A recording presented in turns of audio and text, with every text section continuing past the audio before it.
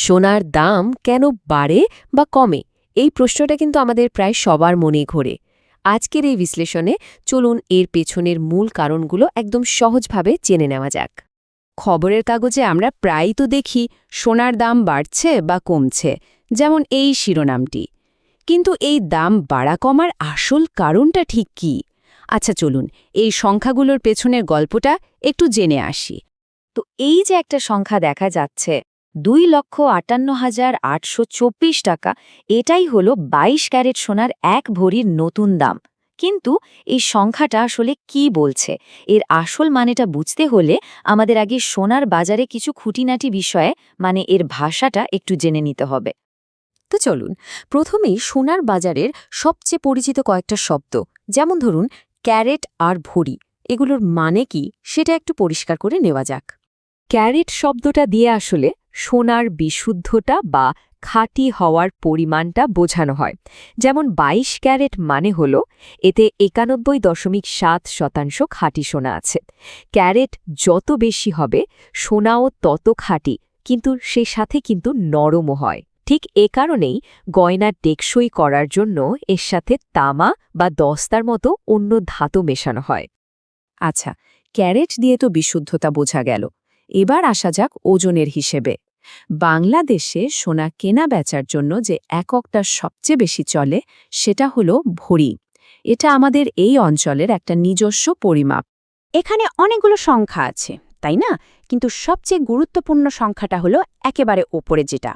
মনে রাখতে হবে, এক ভরি মানে ঠিক 11.664 গ্রাম। সোনার দামের পুরো হিসাব নিকাশ কিন্তু এই একটা রূপান্তরের ওপরেই দাঁড়িয়ে আছে।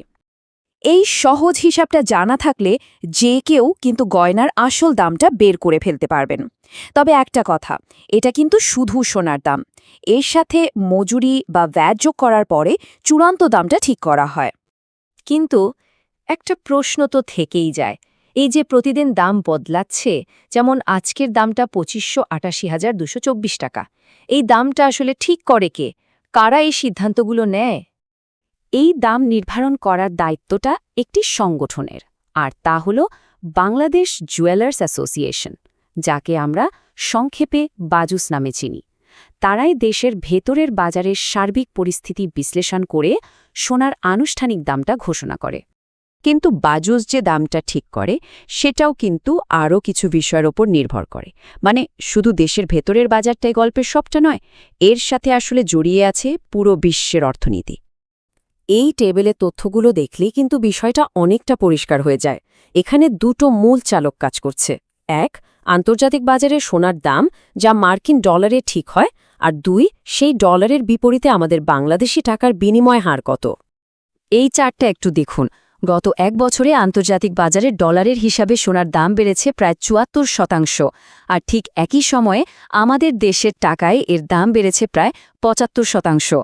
এই যে সামান্য একটু পার্থক্য, এটাই বুঝিয়ে দিচ্ছে যে শুধু সোনার দামই বাড়েনি, ডলারের তুলনায় টাকার মানেও কিছুটা পরিবর্তন এসেছে, যা মোট দামের ওপর একটা প্রভাব ফেলেছে।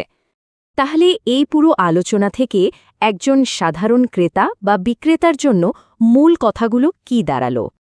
একদম সংক্ষেপে যদি বলি, বাজুস দাম ঠিক করে, কিন্তু সেই দামটা নির্ভর করে আন্তর্জাতিক বাজার আর ডলারের রেটের ওপর। আর কেনার সময় সবসময় মাথায় রাখতে হবে যে এক ভরি মানে 11.664 গ্রাম। আর হ্যাঁ, ফাইনাল দামে কিন্তু মজুরি আর ভ্যাট যোগ হবে। এই কয়েকটা বিষয় খেয়াল রাখলেই সোনা কেনা বেচার সময় সিদ্ধান্ত নিতে সুবিধা হয়। সব মিলিয়ে এটা আমাদের একটা বেশ বড় প্রশ্নের সামনে এনে দাঁড় করায়। যেহেতু সোনার দাম এখন আন্তর্জাতিক বাজার আর ডলারের হারের মতো বিষয়ের ওপর এতটাই নির্ভরশীল, তাহলে বিনিয়োগ হিসেবে সোনা কি আসলে একটা নিরাপদ আশ্রয়, নাকি এটা ধীরে ধীরে একটা ঝুঁকিপূর্ণ বাজি হয়ে উঠছে?